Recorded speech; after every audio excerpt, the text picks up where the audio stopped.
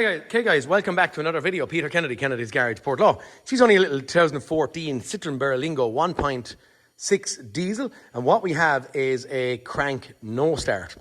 Now, why am I recording? No crank no start. So we don't have any control to the actual starter motor. This could be small, fast, stupid, could be wasting my time on doing a video on it, but it's I'm after recording the next section you're going to see in a minute, which made me change my mind and go backwards.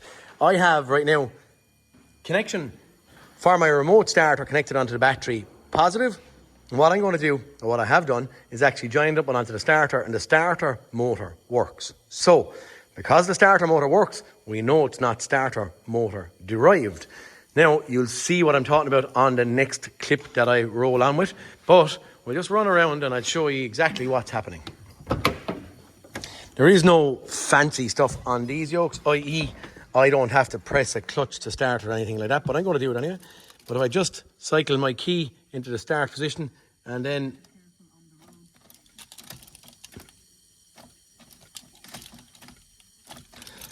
now, why am I not going testing a battery in the immediate? I have a load of lights on, nice bright, everything looks cool. And as I just said, the next snippet of video is where I actually started with a remote starter from battery positive to the solenoid of the starter motor.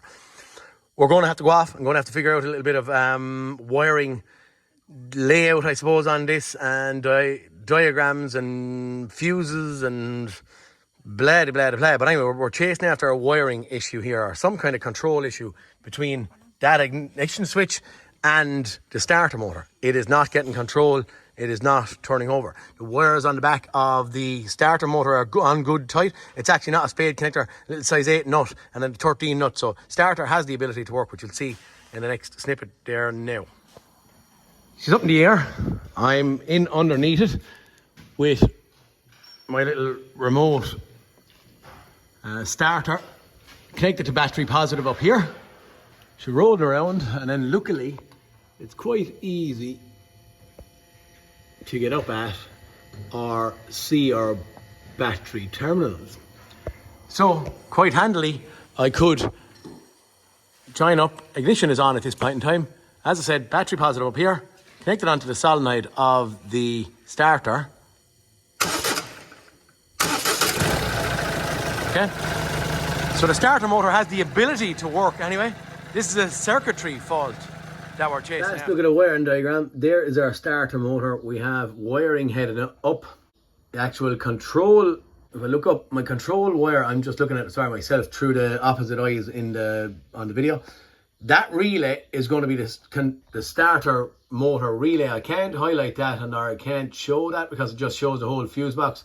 It shows a multifunction control module, which in theory is going to be giving that power and stuff, but we have to get out here, try and find this bit of a relay and see where we're going to go. Relay plate 1 is stuck in here in the side of the car, inside of the car around the glove box.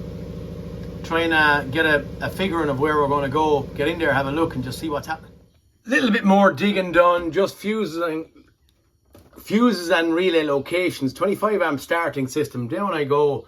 F8 in the engine bay. I don't know, does it show it there? It does. In the engine bay fuse box, F8 is a 25 amp, as we saw here, starter or starting system fuse. So I'm after seeing this already that the fuse is not doing its job. So we have our little fuse is located just there, okay? Just pull out a power probe on one of the pins. I have caught wonky. Can you see that? Okay, we have 12 volts there. Not very good left hand. See my hand even shaking. On the opposite side then, I have nothing. Now, what can I say here? I can say, can't get it out now with the pliers.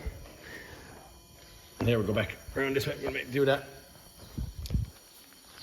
I can say, ooh, why did this fuse blow? But am I going to?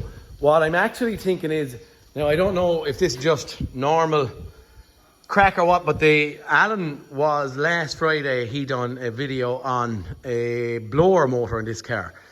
He found a relay gone on the blower motor inside in it, and this is Monday, so it really is only a couple of days since we have been on this car. Is there some kind of... It's a really warm day today, actually. It's the first really hot days out there, so I have no gloves in my hands. I think, where am I going? She's fried in here. I'm going to go along, stick a fuse in here. Get my hand in it.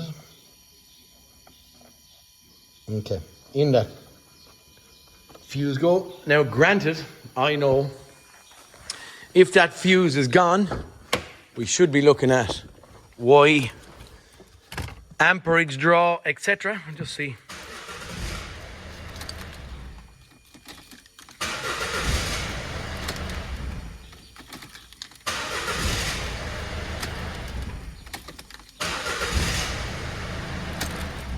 Okay, I put in my fuse buddy here and just a little Uni T amp clamp. Turn the key if you don't mind, please, Evan. Keep it turned for a while. Okay.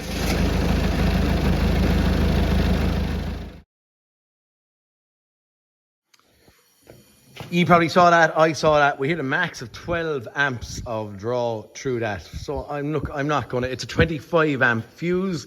We didn't hit even the halfway point on the fuse specification.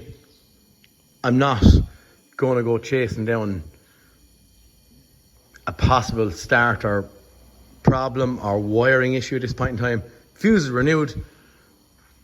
It did get a bump, he said, one day here, relatively recently, where a car ran down a hill and bumped off the ditch on him. Only a short while ago, not saying that would do anything. Could it have created any wear damage in here? Possibly.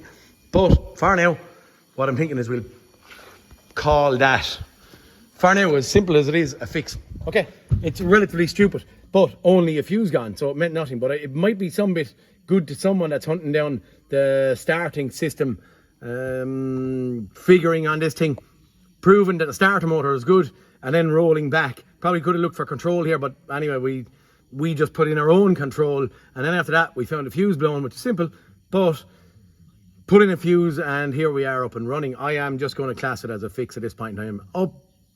I don't ever put up videos for a week or two or three after I have cars fixed and gone. So on this occasion, or on this point, I'm going to leave it off. I know the man quite well, and I'm going to call it a fix until he tells me different. And maybe, I know starter motors do fail. I did see a bit of an oil leak down here as well, if you saw it. Is there any oil, although the starter motor looked dry after getting it anywhere? I doubt it. I'm just calling it a fix. I'm saying that maybe there was something integrated from, potentially maybe Alan working on this thing recently or whatever. But anyway, for this one, guys, please like and subscribe, and I'll talk to you all next cartoon. Peter Kennedy, signing out. See you later, boys.